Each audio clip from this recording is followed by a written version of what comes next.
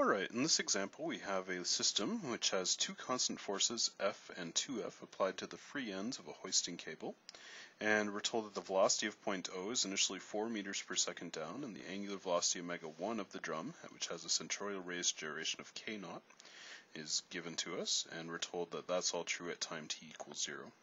And based on the information, we're asked to determine after some given interval of time both the velocity of point O and the angular velocity of the drum. Okay, so since we're looking for a velocity and angular velocity here after an interval of time, that's an indication to us we're going to want to use impulse momentum methods. And so to this end, I'm going to start by drawing a free body diagram of our system. I'll draw it over here.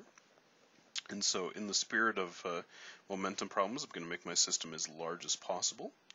And if I do that, I know I'm going to have a net mass here acting down of quantity m plus m, and that's going to be multiplied by g, and I'll have two forces here, the hoisting forces, if you would, of F and 2F respectively. And that should actually be about it because I'm going to make the rope part of my system. So once I have that in place, I can go ahead and start to apply linear impulse momentum and angular impulse momentum to find the answers we're seeking in this problem.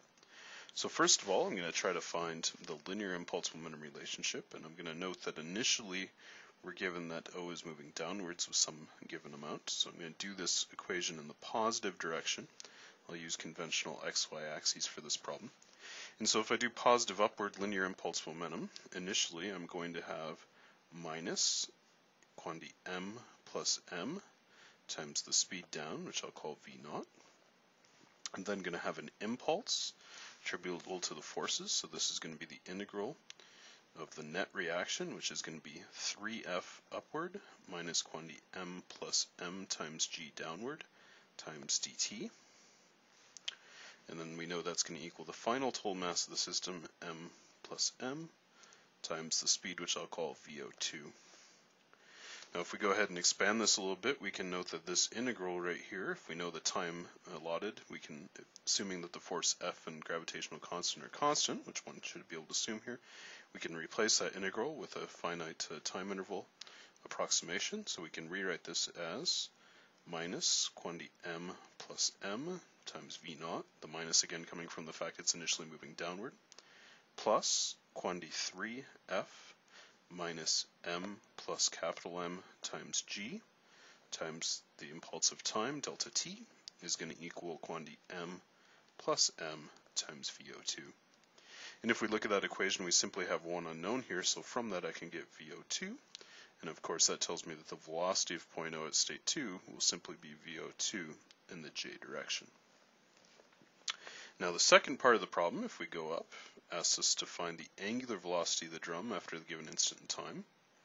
So we can note that initially we're told that the drum is rotating counterclockwise with an angular velocity of omega 1. So in this case, I'm going to have I about O times omega 1. And I should note, of course, I'm doing angular impulse momentum now in a counterclockwise positive sense.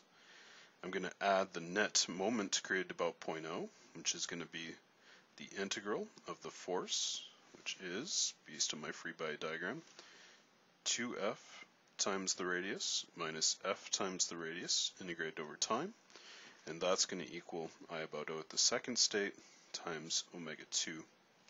If I do some substitution here, we're given the mass moment of inertia of the system, or more accurately I think in this case the radius of gyration about point O. And so we can assume in this case that only the disk spins around, and so I'm going to have the mass of the disk m times k naught squared times omega 1. My integral here is going to give me a net of f times r times delta t, and that's going to equal m times k naught squared times omega 2. Again, we have only one unknown here, so I can go ahead and solve for omega 2, and then finally note that the angular velocity at the second state will simply be that value for omega 2 in the k direction. Okay, from here on out I think it's just relatively straightforward substitution exercise, so I'll leave that up to you to do, and wish you the best of luck. Take care everybody.